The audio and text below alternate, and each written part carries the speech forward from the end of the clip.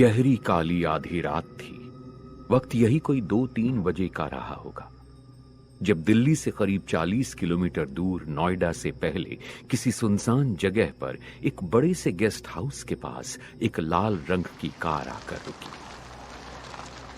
पूरे घर से तेज लाल रंग की रोशनी बाहर आ रही थी। कार के अगले 2 दरवाजे एक साथ खुले। रुद्र और श्रुति कार से बाहर निकले और दोनों ने गेस्ट हाउस की तरफ देखा और आगे बढ़ने लगे। रुद्र ने श्रुति की तरफ देखकर कहा, "ये प्रोफेसर शास्त्री ने हमें इतनी रात को अर्जेंटली क्यों बुलाया? ऐसा क्या पता लगा उन्हें उस डिवाइस से जो हमें सतुपुरा के जंगल के पास खुदाई में मिला था?" श्रुति ने अनसुना कर दिया, "श्रुति, मैं तुमसे बात कर रहा हूं।" रुद्र ने फिर से बात करने की कोशिश की। श्रुति ने कोल्डली कहा, "मैं तुमसे यहां बात करने नहीं, प्रोफेसर के बुलाने पर आई हूं।" यार श्रुति, मैं उस गलती के लिए कितनी बार माफी मांग चुका हूं तुमसे, पर तुम। श्रुति ने बीच में ही उसे टोक दिया, "रुद्र, मैं भी तुमसे कितनी बार कह चुकी हूं कि मुझे उस बारे में कोई बात नहीं करनी।"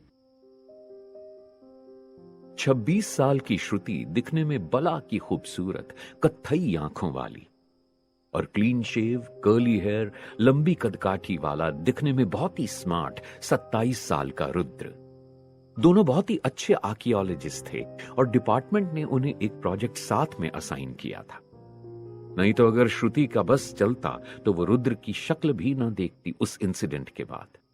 पर रुद्र कोशिश में लगा रहता था अपने रिश्ते को वापस सुधार सके, क्योंकि वो श्रुति से बहुत प्यार करता था। ऐसा नहीं था कि श्रुति उससे प्यार नहीं करती थी, पर वो गलती ऐसी थी जिसे श्रुति भुला नहीं पा रही थी। श्रुति और रुद्र की बहस के बीच श्रुति के फोन पर प्रोफेसर शास्त्री का कॉल आ गया। श्रुति ने फोन पिक किया। सामने से प्रोफेसर शास्त्री की आवाज आई, "तुम दोनों लड़ने में अपना वक्त बर्बाद करोगे या जल्दी अंदर आओगे?" "सॉरी सर, हम फौरन अंदर आते हैं।" फोन को कट करते ही रुद्र बोला, "ये प्रोफेसर शास्त्री को कैसे पता चला कि हम दोनों लड़ रहे हैं?" श्रुति ने गुस्से में दूर लगे हुए सीसीटीवी कैमरा की तरफ इशारा किया और बिना कुछ बोले आगे बढ़ गई। प्रोफेसर शास्त्री इंडिया के फेमस फिजिसिस्ट में से एक थे, इसलिए रुद्र और श्रुति ने खुदाई में मिली डिवाइस प्रोफेसर शास्त्री को रिसर्च करने को दी थी कि आखिर वो है क्या। श्रुति गेस्ट हाउस के मेन गेट पर पहुंचती है, रुद्र उसके पीछे आता है। दोनों डोर की तरफ देखते हैं। दोनों के अंदर एंटर करते ही हॉल में एक आवाज गूंजी, "बेसमेंट में आ जाओ दोनों।" ये प्रोफेसर शास्त्री की आवाज थी। दोनों स्टेयर्स से नीचे की तरफ गए। नीचे बेसमेंट में चारों तरफ अलग अलग तरह की छोटी बड़ी मशीन्स फिट थीं और ढेर सारे इक्विपमेंट्स इधर उधर पड़े हुए थे। Customized computers, gadgets proper set किए हुए थे और बहुत सारे रिमोट्स, मीटर्स, वायर्स और लाइट्स एक टेबल के ऊपर फैले हुए थे। प्रोफेसर शास्त्री एक्साइटेड होकर बोले, "रुद्र, श्रुति, तुम दोनों ने बहुत ही कमाल की डिवाइस ढूंढी है।" प्रोफेसर का चेहरा खुशी से चमक रहा था। "तुम जानते हो ये डिवाइस क्या है? ये एक टाइम मशीन है।" श्रुति और रुद्र एक साथ बोले, "time machine?" Yes, time machine, जिससे समय में पीछे जाया जा सकता है। तुम दोनों को ऐसी चीज मिली है जिससे हमारे देश का भविष्य बदल सकता है। हम इतिहास में जाकर इतिहास को और करीब से जान सकते हैं।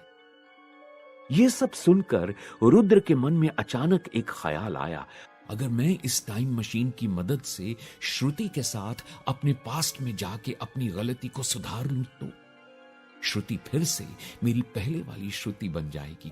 पर क्या श्रुति मानेगी? रुद्र एकदम से बोल पड़ा, "सर, और इतिहास को बदल भी सकते हैं क्या?" श्रुति ने गुस्से में लुक दिया रुद्र को कि क्या बोल रहे हो, कुछ पता भी है? फिर प्रोफेसर शास्त्री बोले, "बस यही गलत सोच तो नहीं लानी है मन में। अच्छा हुआ यह डिवाइस किसी गलत हाथों में नहीं पड़ी। अगर ऐसा हो जाता तो इसका अंजाम बहुत भयानक हो सकता था। सर इसीलिए तो इसे हम आपके पास लेके आए थे। पर क्या सर सच में पॉसिबल है इससे पास्ट में जाना? श्रुति ने पूछा। फिर रुद्र बीच में बोल पड़ा। अब प्रोफेसर शास्त्री कह रहे हैं तो ऑफ कोर्स सच ही है। प्रोफेसर ने मुस्कुराते हुए रहस्यमयी आवाज में कहा, आज के पहले का तो पता नहीं श्रुति, पर अब पॉसिबल है। जिस दिन तुम लोग ये डिवाइस दे के गए थे, वैसे तो उस दिन ही मैं समझ गया था कि ये टाइम मशीन है, पर मैंने सोचा तुम लोगों को इसके प्रैक्टिकल के साथ ही बताऊं तो ज्यादा अच्छा रहेगा। प्रोफेसर शास्त्री आगे बोले, उस दिन से मैंने इस पर काफी रिसर्च की, इसकी पूरे प्रोसेस को समझा। मैंने इस पर काफी पेपर वर्क भी किया है और रिजल्ट तुम्हारे सामने है। आज 10 दिन के बाद ये टाइम मशीन टाइम ट्रैवल करने के लिए पूरी तरह तैयार है। रुद्र से अब कंट्रोल नहीं होता और उसने पूछ ही लिया, सर तो क्या इसका प्रैक्टिकल करके देखें? श्रुति ने सरप्राइज होते हुए उसकी तरफ देखा। वो समझ नहीं पाई कि रुद्र जो हर काम से पहले 10 बार सोचता था, वो इतना एक्साइटेड क्यों है। लेकिन रुद्र के दिमाग में कुछ और ही खिचड़ी पक रही थी। रुद्र ने कहा, सर मैं ये करना चाहूंगा। आगे अच्छे कार्यों में इस्तेमाल करने से पहले इसका ट्रायल भी तो जरूरी है ना, तो इसमें मैं आपका साथ देना चाहूंगा सर। प्रोफेसर के चेहरे पर चमक आ जाती है। क्या तुम सच में ये करना चाहते हो रुद्र? एक बार और सोच लो। मैं तैयार हूं सर।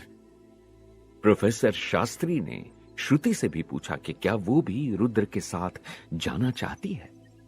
श्रुति कुछ बोलती उससे पहले ही रुद्र ने बोल दिया, सर सिर्फ मैं जाऊंगा। हम पूरी तरह तो डिवाइस के बारे में जानते नहीं है, हो सकता है इसमें कोई रिस्क हो। श्रुति को रुद्र की यह बात अच्छी नहीं लगी। वो प्रोफेसर से बोली, जो भी हो सर, मैं भी देखना चाहती हूं कि क्या हम सच में पास्ट में जा सकते हैं।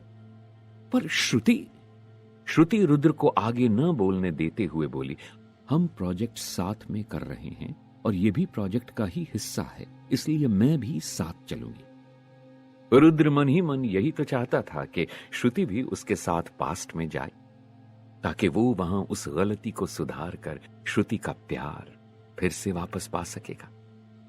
पर रुद्र के मन की जिद कहीं श्रुति और रुद्र को किसी मुसीबत में तो नहीं डाल देगी। क्या यह डिवाइस सच में पास्ट में ले जाएगी? क्या जैसा रुद्र ने सोचा था वैसा पॉसिबल हो पाएगा? इस सवाल का जवाब तो सिर्फ टाइम मशीन ही जानती। प्रोफेसर ने रुद्र के हाथ में वो डिवाइस दी और श्रुति को रुद्र का हाथ पकड़ने को कहा। श्रुति ने रुद्र को गुस्से में एक लुक दिया, पर फिर चुपचाप हाथ पकड़ लिया। क्या तुम तैयार हो अपने पास्ट में जाने के लिए? प्रोफेसर ने पूछा। रुद्र और श्रुति ने प्रोफेसर की तरफ देखकर हां में सिर हिलाया। प्रोफेसर मुस्कुराते हुए कहने लगे, तुम जिस वक्त में पीछे जाना चाहते हो, इस मशीन में वो डेट और टाइम सेट कर दो और वापस प्रेजेंट में आने का टाइम और डेट भी। रुद्र उसमें टाइम और डेट सेट करने लगा, पर तभी श्रुति के मन में एक सवाल पैदा हुआ, पर सर अगर यह डिवाइस अचानक से खराब हो गई तो?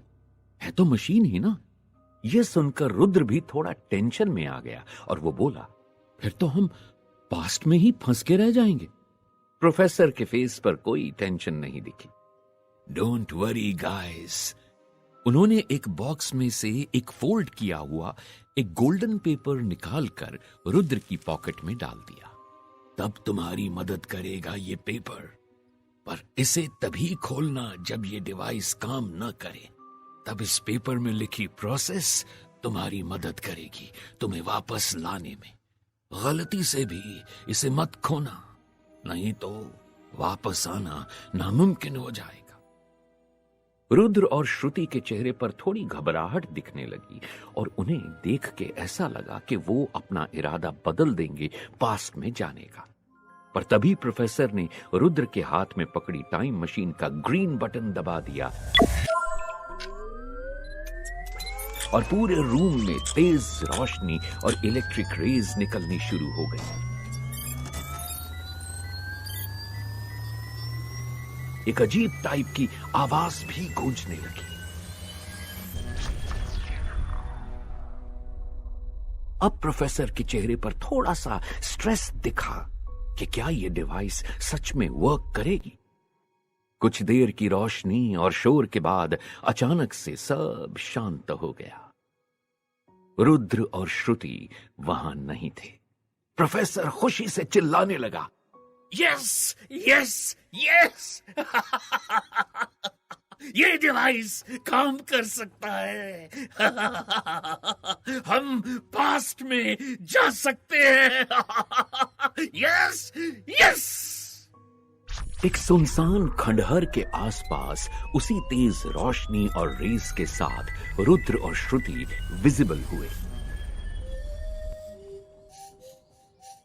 दोनों ने एक दूसरे की तरफ देखने के बाद चारों तरफ देखा और शॉक्ड हो गए कि हम तो अपने पास्ट में जा रहे थे, पर ये इस जगह कैसे पहुंच गए।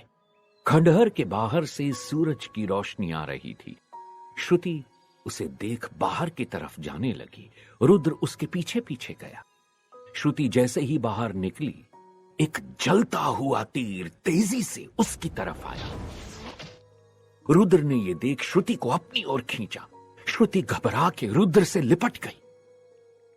कुछ देर के लिए वहां का माहौल एकदम बदल गया। रुद्र के मन में जैसी कोई रोमांटिक धुन बजने लगी। श्रुति को एकदम से रियलाइज हुआ सिचुएशन का और उसने रुद्र को धक्का देके दूर कर दिया। श्रुति गुस्से में बोली, ये जलता हुआ तीर, ये अजीब सी जगह, ये तो कहीं से हमारा पास्ट नहीं लगता। ये हम कहां आ गए हैं? रुद्र ने मशीन में चेक करना चाहा, यह पता करने के लिए कि वो लोग कहां हैं उस वक्त, लेकिन अचानक डिवाइस में रेड ग्रीन लाइट्स ब्लिंक होने लगी। रुद्र ने परेशान होकर डिवाइस को हिलाकर देखा, पर लाइट्स कंटिन्यूअसली ब्लिंक हो रही थीं और स्क्रीन पर कुछ दिख नहीं रहा था। यह देखकर श्रुति थोड़ी पैनिक हो गई कि यह डिवाइस इतनी जल्दी खराब हो गई, अब वापस कैसे जाएंगे। रुद्र के हाथ से डिवाइस लेकर वो उसे देखने लगी। फिर उन दोनों ने चारों तरफ देखा। श्रुति अब और पैनिक होने लगी और रुद्र पर भी भड़की। दोनों के बीच फिर पुरानी बातों को लेकर बहस शुरू हो गई। रुद्र फिर उससे माफी मांगता है अपनी उस गलती के लिए। फिर रुद्र मन ही मन सोचने लगा कि कहीं मैंने अपनी जिद में हम दोनों को किसी मुसीबत में तो नहीं डाल दिया। तभी अचानक से दो तीर एक साथ बड़ी तेजी से रुद्र और श्रुति के साइड में लगे पेड़ पर आके लगे और फिर कुछ लोगों का शोर सुनाई दिया। रुद्र श्रुति का हाथ पकड़ के वहां से तेजी से भागा। भागो श्रुति! बहुत देर तक भागने के बाद दोनों एक झील के पास आके रुके। दोनों की सांसें फूल रही थी। दोनों बहुत डरे हुए थे। उन लोगों ने अपने चारों ओर देखा। अब वो शोर शांत हो चुका था। दोनों ने थोड़ी राहत की सांस ली। श्रुति एक झील के पास गई और पानी अपने फेस पर डालने लगी। रुद्र की नजर श्रुति पर गई और वह पास में एक चट्टान पर बैठकर उसे एक टक निहारने लगा और श्रुति से बोला, क्या तुम मुझे कभी माफ नहीं करोगी श्रुति? श्रुति यह सुनकर उसकी तरफ मुड़ी। श्रुति, मैं जानता हूं मैंने गलती नहीं, गुनाह किया था, पर मेरा यकीन मानो, उस रात नेहा ने मेरी ड्रिंक में कुछ मिला दिया था।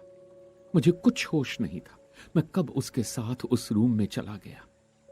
नेहा ने मेरे नशे में होने का फायदा उठाया था और मैं जानता हूं मुझे भी खुद पर कंट्रोल रखना चाहिए था, पर नशे में। प्लीज श्रुति, प्लीज एक चांस दे दो हमारे इस रिश्ते को। मैं तुम्हारे बिना नहीं रह सकता श्रुति। रुद्र की आंखों में आंसू थे। श्रुति इस बार शांत होकर बोली, रुद्र, वो गलती अगर मुझसे हुई होती तब क्या तुम मुझे माफ कर पाते? यह सुनकर रुद्र एकदम से चुप हो गया। श्रुति फिर से मुंह धोने लगी। इस पल रुद्र को एहसास हो गया था कि अब वो श्रुति को वापस नहीं पा सकता। रुद्र अब अपने आंसू पोंछकर बात बदलते हुए बोला कि श्रुति, इस डिवाइस में कुछ तो गड़बड़ है, पर डोंट वरी, हमारे पास वो गोल्डन पेपर भी है। हमें सबसे पहले पता करना होगा कि हम किस जगह हैं। फिर हम इस पेपर की मदद से वापस प्रेजेंट में चले जाएंगे। श्रुति और रुद्र फिर वहां से आगे चलने लगे। अब वो जंगल से बाहर आ चुके थे। उन्होंने घाघरा चोली पहने हुए एक औरत को सर पर लकड़ियां रख कर ले जाते हुए देखा। श्रुति जैसे ही उसके पास पता करने गई कि वो लोग किस जगह हैं, वो औरत उन दोनों के कपड़ों को देखकर चीखने लगी। नहीं नहीं, मुझे मत खाना, मुझे मत खाना, बचाओ बचाओ, ये तो कोई मायावी राक्षस है, बचाओ बचाओ। वो लकड़ियां छोड़कर वहां से भाग गई। दोनों शॉक्ड होके एक दूसरे को देखने लगे। रुद्र डिवाइस को भी देख रहा था और उसे ठीक करने की कोशिश कर रहा था, लेकिन वो अभी भी बंद थी। श्रुति बोल पड़ी, रुद्र, अब तो मुझे सबसे पहले यही पता करना है कि ये कौन सी जगह है और यहां के लोग हमें देखकर ऐसा बिहेव क्यों कर रहे हैं। अब वहां रात हो चुकी थी। कुछ कुछ दूरी पर मशालें जलती हुई दिख रही थीं। दोनों छिपते हुए चले जा रहे थे। तभी उन दोनों को किसी की आवाज सुनाई दी और वो किसी झाड़ी के पीछे से छुपकर देखने लगे कि राजाओं के जमाने की पोशाक पहने एक आदमी कुछ सैनिकों से बात कर रहा था। सैनिकों के हाथ में भाले, तलवार थी। रुद्र, श्रुति उन्हें देखकर शॉक्ड हो गए। सैनिक उस आदमी को विदुर कहकर संबोधित कर रहे थे। महामंत्री विदुर, हमने आपके बताए निर्देशानुसार पांडव पुत्रों के लिए गुप्त सुरंग तैयार कर दी थी लाक्षागृह में। आज वो वहां से प्रस्थान कर जाएंगे। विदुर ने सैनिकों को अशर्फियों की पोटली दी और वो लोग वहां से चले गए। श्रुति और रुद्र शॉक्ड हो गए। दोनों एक दूसरे से बोले, पांडव पुत्र, यानी हम। तभी रुद्र के हाथ की डिवाइस फिर से ब्लिंक होने लगी और उसकी स्क्रीन पर लिखा आया, हस्तिनापुर 3000 BC। श्रुति, हम महाभारत काल में पहुंच गए हैं। श्रुति कुछ बोलती तभी थोड़ी दूर से उन्हें तेज आग की लपटें दिखाई देने लगी। दोनों उस दिशा में आगे बढ़े और उन्हें एक महल चलता हुआ दिखा। रुद्र को महाभारत के बारे में काफी नॉलेज थी। वो उस महल को देखते ही बोला, ये तो लाक्षागृह है श्रुति। दुर्योधन ने पांडवों को जलाकर मारने का प्लान बनाया था इस महल में, और विदुर ने उनको बचाने का। श्रुति रुद्र की बातें सुनकर उससे कुछ पूछने की कोशिश कर रही थी कि तभी उन दोनों को रथ और घोड़ों की आवाज सुनाई दी। रुद्र और श्रुति जल्दी से झाड़ियों के पीछे छिप गए। दुर्योधन अपने सारथी और कुछ सैनिकों के साथ रथ में वहां आया था और लाक्षागृह को जलता हुआ देख बहुत भारी आवाज में जोर जोर से हंसने लगा।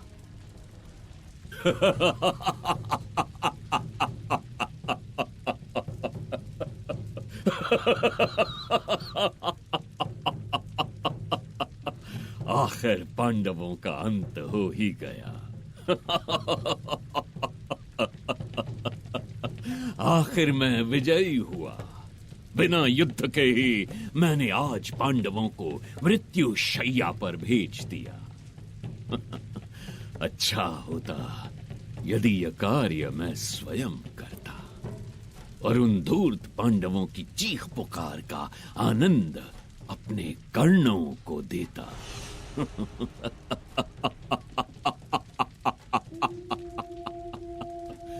दुर्योधन को अट्टहास करते हुए देख दोनों घबरा गए।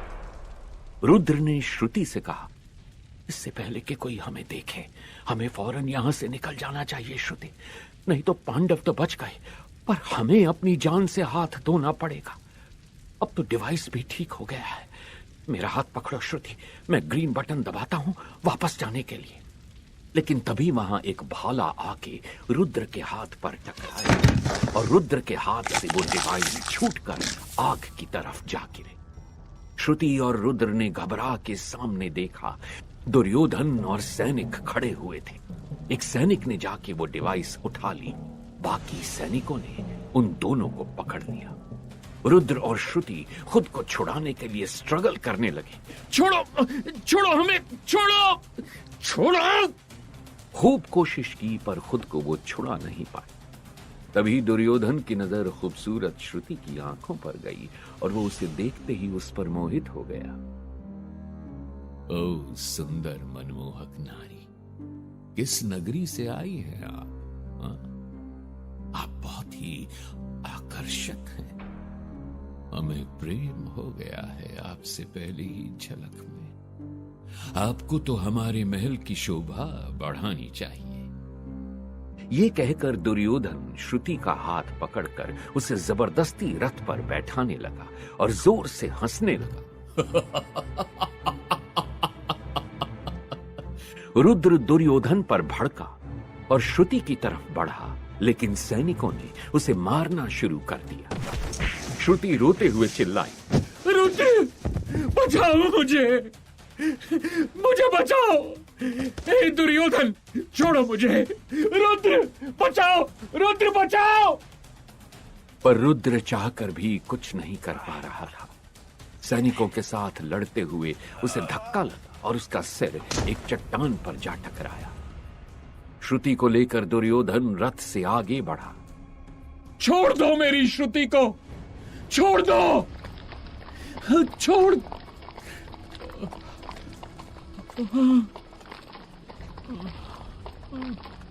और इस आवाज के साथ रुद्र धीरे धीरे बेहोश होता गया और रथ ओझल हो गया।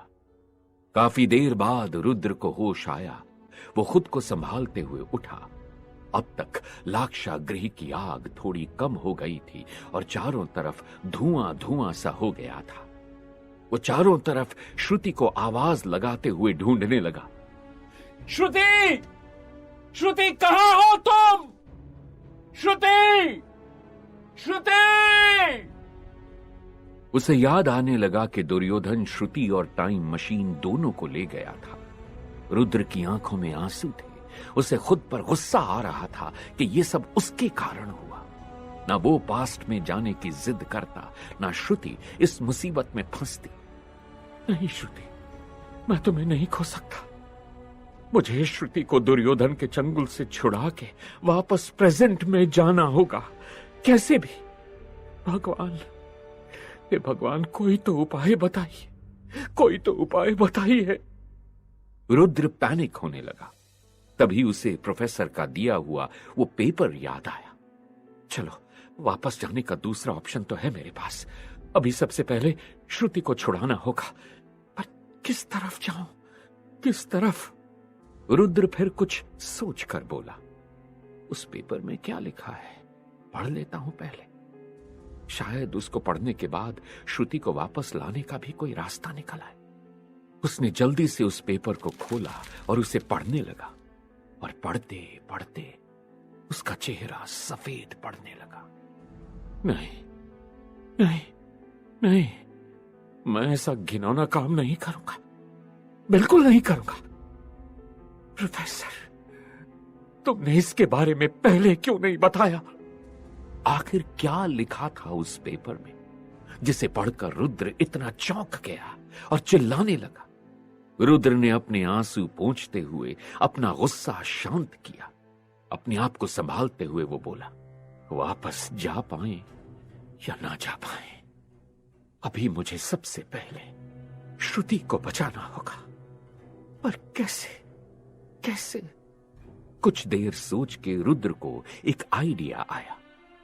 क्यों ना मैं पांडव पुत्रों से मदद मांगू श्रुति को बचाने के लिए। उसकी नजर लाक्षागृह की तरफ गई। उसे याद आया कि पांडव लाक्षागृह के अंदर बनी सुरंग के जरिए बच के बाहर निकले थे। मैं भी सुरंग से उनके पीछे जाता हूं। जैसे ही वो मुझे मिलेंगे, मैं उनसे रिक्वेस्ट करूंगा कि वो मेरी मदद करें। वो तेजी से उस सुरंग को खोजने के लिए लाक्षागृह की तरफ दौड़ा और थोड़ी देर दौड़ने के बाद उसे सुरंग मिल गई। आग से बचते हुए रुद्र ने सुरंग में एंटर किया। सुरंग से निकलते निकलते रात से दिन हो गया था। रुद्र जैसे ही उस सुरंग से बाहर निकला, एक गदा आके उसकी पीठ पर लगा।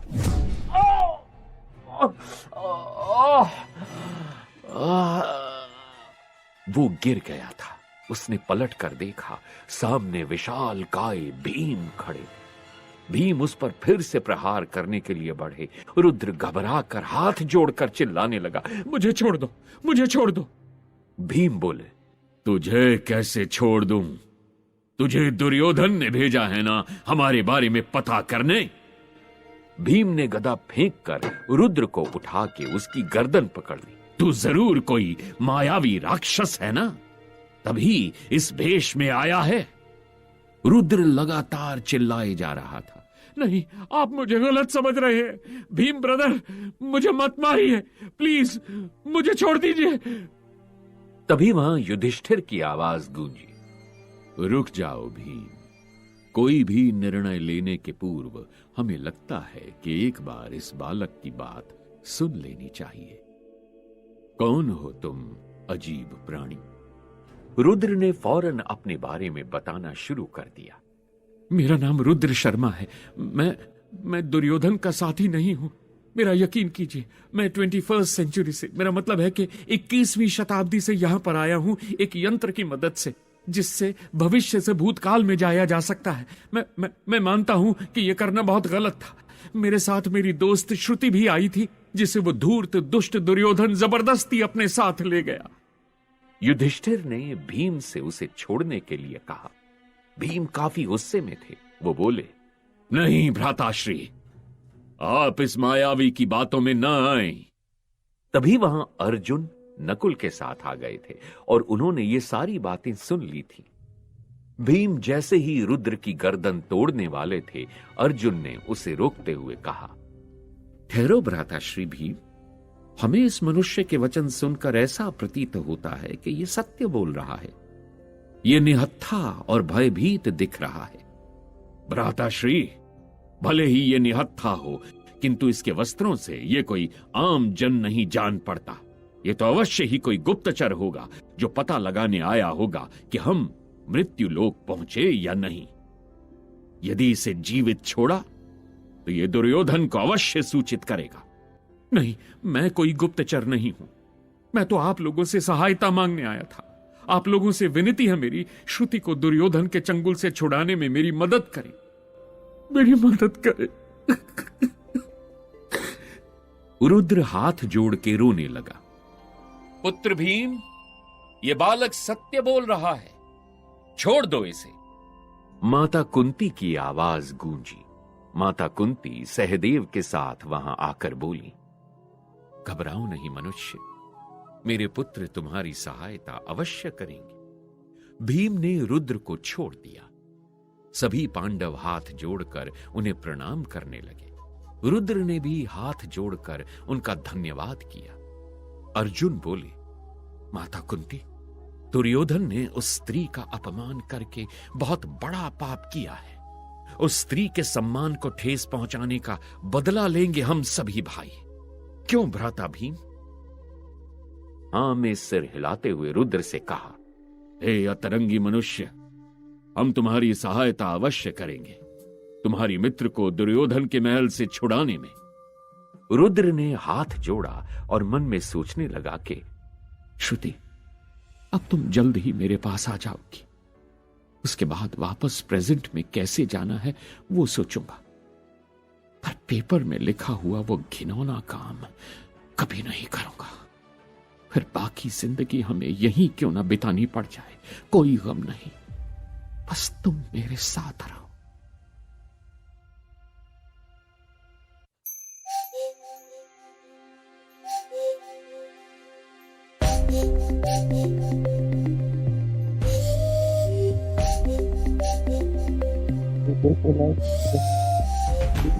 वापस शेयर करिए।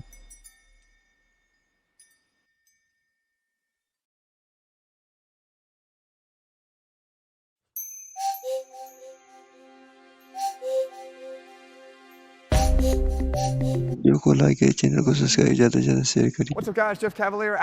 को उससे छुड़ाने की कोशिश करती रही। वो लगातार रोते हुए दुर्योधन से उसे छोड़ देने और वापस चले जाने की बात कह रही थी। मुझे छोड़ दो, प्लीज मुझे छोड़ दो, हम वापस अपने समय में चले जाएंगे। किंतु दुर्योधन ने उसकी किसी बात पर ध्यान नहीं दिया और श्रुति उसकी मजबूत पकड़ से खुद को छुड़ाने में कामयाब नहीं हो पाई। दुर्योधन उसकी ओर देखकर जोर जोर से हंसने लगा।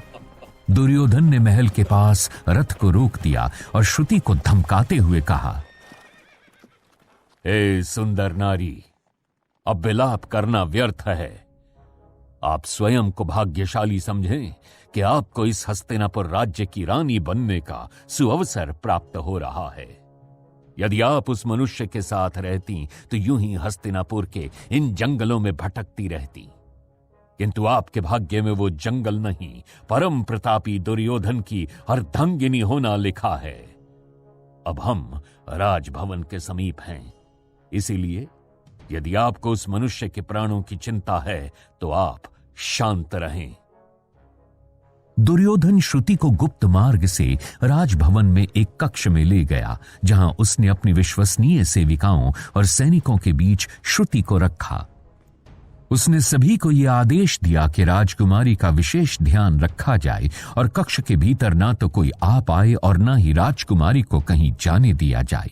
उसने सेविकाओं को आदेश दिया कि वो श्रुति को एक अप्सरा की तरह तैयार करें। सभी दासियां श्रुति को देख चकित थीं कि ये कौन है और इसने किस तरह के कपड़े पहने हुए थे।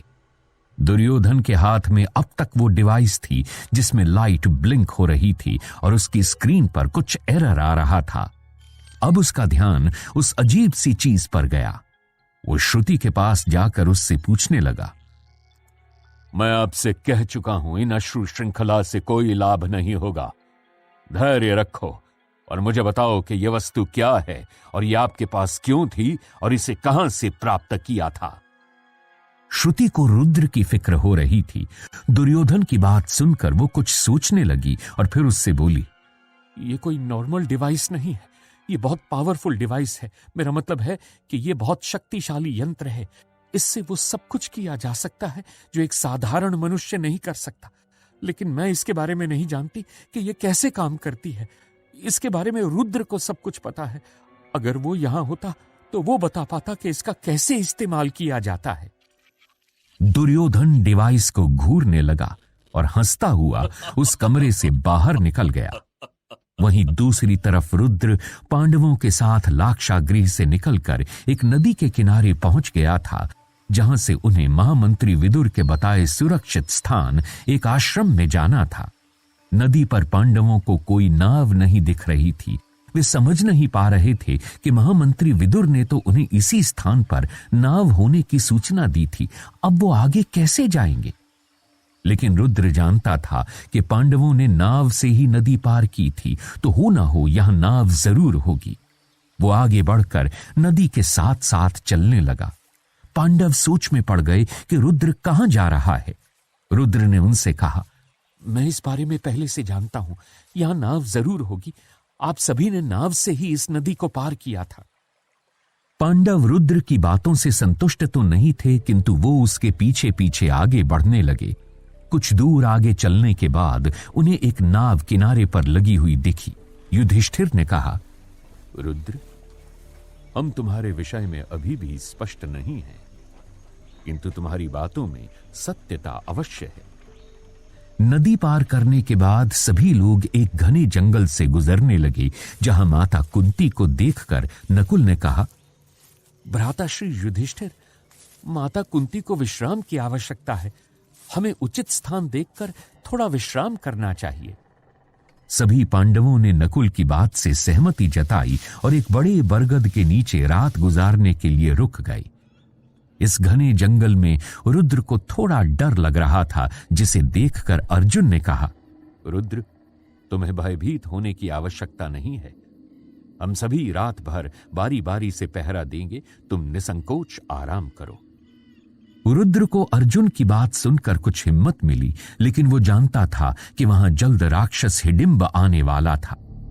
रुद्र ने पांडवों से अपने मन की बात नहीं की और वो सो गया।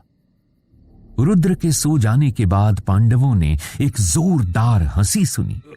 सभी पांडव चौकन्ने हो गए। इससे पहले कि वो समझ पाते कि यह हंसी किसकी थी, राक्षस हिडिंब ने एक पेड़ के पीछे से आकर रुद्र को उठा लिया।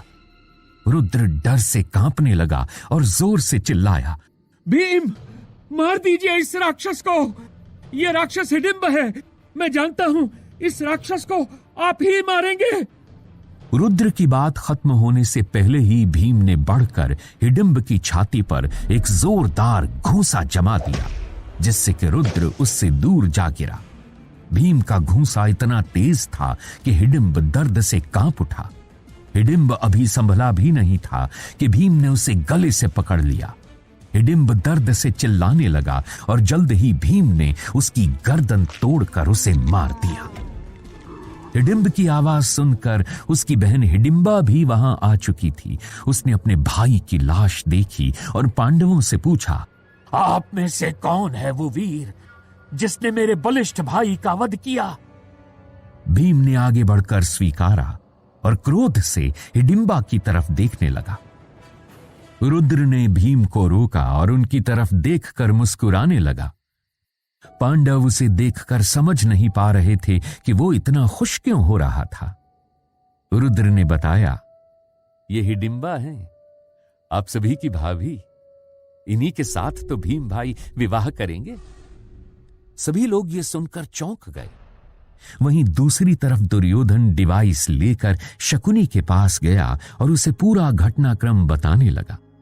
शकुनी उसकी बात सुनकर चौंक गया और उस डिवाइस को देखने लगा। दुर्योधन ने शकुनी से यह भी कहा कि वो श्रुति से ही विवाह करेगा। शकुनी जानता था कि दुर्योधन को समझा पाना मुश्किल था, इसलिए उसने कहा, भांजे दुर्योधन, विवाह की बात से पूर्व यह आवश्यक है कि उस मायावी आदमी को यहां पकड़ कर लाया जाए। दुर्योधन उसकी बात का अर्थ समझकर उसके साथ जोर से हंसने लगा और कहा, मामा श्री, आपका विचार उत्तम है, मैं ऐसा ही करूंगा। दुर्योधन ने रुद्र को पकड़ने के लिए सैनिक भेज दिए और डिवाइस शकुनी को देते हुए कहा, मामा श्री, इस अस्त्र के बारे में यदि आप कुछ पता लगा पाएं तो हमारे लिए यह अवश्य काम आ सकता है। उनके बीच की सारी बातें महामंत्री विदुर छुप कर सुन रहे थे। वो समझ नहीं पाए कि आखिर ये सब चल क्या रहा था। दुर्योधन किन लोगों के बारे में बात कर रहा था और वो यंत्र आखिर क्या था। दूसरी ओर पांडव और रुद्र महामंत्री विदुर के बताए आश्रम पहुंच गए थे। वहां जाकर पांडवों ने अपना भेष बदला और ऋषि मुनि का भेष धारण किया। रुद्र पांडवों के साथ यहां तक तो आ गया था, लेकिन उसे अभी भी श्रुति की चिंता हो रही थी। उसने पांडवों से सवाल किया, हम यहां क्या कर रहे हैं? आप सभी ने मुझे वचन दिया था कि आप श्रुति को बचाने में मेरी मदद करेंगे। वहां उस दुर्योधन ने न जाने श्रुति के साथ क्या किया होगा। हम यहां कब तक प्रतीक्षा करेंगे? रुद्र ने परेशान होते हुए एक ही साथ कई सवाल पांडवों से पूछ लिए। युधिष्ठिर ने उसे समझाया, रुद्र, तुम चिंता मत करो, श्रुति अवश्य ही सकुशल होगी। जल्द ही काका विदुर जी यहां आएंगे और हम उनसे इस विषय पर बात करेंगे। तब तक हम तुम्हें हस्तिनापुर के बारे में बताएंगे और एक योजना तैयार करेंगे कि कैसे श्रुति को वहां से बचाया जाए। रुद्र कुछ समझ नहीं पा रहा था। तभी भीम ने आगे बढ़कर कहा, रुद्र, तब तक मैं तुम्हें युद्ध कौशल की बारीकियां सिखाऊंगा ताकि समय आने पर तुम अपना बचाव कर सको। भीम के साथ साथ सभी पांडव रुद्र को अस्त्र शस्त्र का अभ्यास कराने लगे। तीसरे दिन आश्रम में महामंत्री विदुर पांडवों से आकर मिले और उन्होंने उन्हें बताया, हस्तिनापुर में दुर्योधन अपने विवाह की तैयारी कर रहा है और साथ ही मैंने किसी यंत्र और मायावी लोगों के विषय में भी उसे बात करते सुना। महामंत्री विदुर की बात सुनकर रुद्र के होश उड़ गए। वो पांडवों से तुरंत चलकर श्रुति को बचाने की बात कहने लगा। हम कब तक यहां रहकर और प्रतीक्षा करेंगे? अब हमें चलना चाहिए और श्रुति को बचाना चाहिए, नहीं तो वो दुर्योधन उसके साथ विवाह कर लेगा। लेकिन पांडवों ने उसे सही समय का इंतजार करने के लिए कहा। रुद्र अब और इंतजार नहीं करना चाहता था। रुद्र ने पांडवों से कहा, मैं अब और नहीं रुक सकता। वहां श्रुति न जाने किस हाल में होगी। अगर आप मेरे साथ नहीं जाएंगे तो मैं अकेला ही जाकर उसे बचाऊंगा। रुद्र वहां से जंगल की तरफ जाने लगा। अर्जुन भी उसके पीछे उसे समझाने के लिए जाने लगे। ये सब देखकर विदुर स्थिति को समझ नहीं पाए। युधिष्ठिर ने उन्हें सारी बात बताई और कहा कि वो श्रुति का पता लगाएं और सही समय आने पर सूचना दें ताकि श्रुति को पांडव बचा पाएं। वहीं रुद्र तेजी से जंगल में चला जा रहा था, जहां दुर्योधन के सैनिकों ने उसे आकर घेर लिया, जिन्हें दुर्योधन ने उसे पकड़ने भेजा था। रुद्र उन्हें देखकर घबरा गया। वो वहां से भागना चाहता था, लेकिन फिर कुछ सोचकर मुस्कुराते हुए कहने लगा, मैं तुम्हारे साथ चलने के लिए तैयार हूं। सैनिक हैरान थे कि उसने भागने की कोशिश नहीं की और उनके साथ चलने के लिए तैयार हो गया। अर्जुन, जो रुद्र का पीछा कर रहे थे, उन्होंने दूर से देख लिया था कि सैनिकों ने रुद्र को बंदी बना लिया था और उसे अपने साथ ले जा रहे थे। अर्जुन ने छुपकर एक एक कर सभी सैनिकों को मार दिया और रुद्र को उनसे छुड़ा लिया। रुद्र अर्जुन की इस हरकत से नाराज होकर उनसे कहने लगा, अर्जुन, आपने ऐसा क्यों किया? मैं उनके साथ बंदी बनकर खुद जाना चाहता था ताकि वो मुझे महल ले जाएं और मैं वहां पहुंचकर श्रुति को बचा सकूं। अब मैं और प्रतीक्षा नहीं कर सकता। अर्जुन उसे समझाने लगे, रुद्र, ये कोई क्रीड़ा नहीं है जिसमें भाग लेने के लिए तुम इतने उत्साहित हो। तुम दुर्योधन के क्रोध से परिचित नहीं हो। वो अत्यंत क्रूर है। जो मनुष्य अपने भाइयों के साथ ऐसा निम्न स्तर का कार्य कर सकता है, तुम्हें क्या लगता है कि वो तुम्हें ऐसे ही जीवित छोड़ देगा? अर्जुन उसे अपने साथ वापस चलने के लिए कहने लगे। रुद्र श्रुति को बचाना तो चाहता था, लेकिन इस वक्त उसे अर्जुन की बात सही लग रही थी। इसीलिए वो अर्जुन के साथ आश्रम वापस आ गया। पांडवों ने हालात को देखते हुए रुद्र का भी भेष बदलवा दिया। वहीं दूसरी ओर शकुनी ने डिवाइस के बारे में पता लगाने के लिए बड़े बड़े ऋषि मुनियों से उस डिवाइस के बारे में जानकारी प्राप्त करनी चाहिए, लेकिन वो पता नहीं लगा पा रहा था कि आखिर वो चीज क्या थी। दुर्योधन के विवाह से पूर्व संगीत का कार्यक्रम आयोजित किया गया था। वहां पर श्रुति भी एक राजकुमारी की तरह दुर्योधन के साथ मौजूद थी। डिवाइस के बारे में सुनकर वहां एक व्यक्ति शकुनी से मिलने आया। एक सैनिक ने शकुनी को सूचित किया कि कोई व्यक्ति उससे डिवाइस के बारे में कुछ बात करना चाहता था। शकुनी ने यह सुनकर कार्यक्रम को रोकने के लिए कहा और उसे कक्ष में बुलाया। उस आदमी ने आकर बताया कि वो उस डिवाइस के बारे में बता सकता था। यह सुनकर कक्ष में उपस्थित सभी चौंक गए। उस व्यक्ति ने शकुनी से उस डिवाइस के बारे में जानकारी ली और डिवाइस को देखकर कहा कि वो इस डिवाइस की गुत्थी को सुलझा देगा। उस आदमी की बातें सुनकर श्रुति का चेहरा पीला पड़ गया। उसे वो आदमी डिवाइस का जानकार लग रहा था। वो मन ही मन सोचने लगी कि अगर इसने डिवाइस को एक्टिवेट कर लिया तो न जाने क्या होगा। वो परेशान होकर रुद्र के बारे में सोचने लगी। वहीं दूसरी ओर प्रेजेंट टाइम यानी 2022 में एक कमरे में बड़े बड़े कंप्यूटर स्क्रीन्स पर जो कुछ श्रुति और रुद्र के साथ हो रहा था, एक आदमी वो सब देख रहा था। ये कोई और नहीं बल्कि प्रोफेसर शास्त्री थे। उन्होंने पास्ट में जाने से पहले रुद्र और श्रुति को एक एक लॉकेट दिया था जिसमें एक स्पाई कैमरा लगा हुआ था।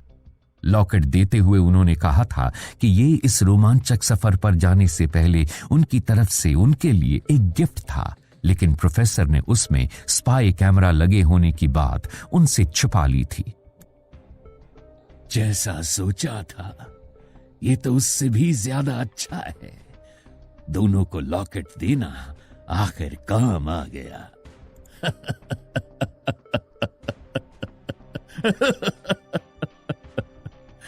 ये कहते हुए प्रोफेसर जोर जोर से हंसने लगा।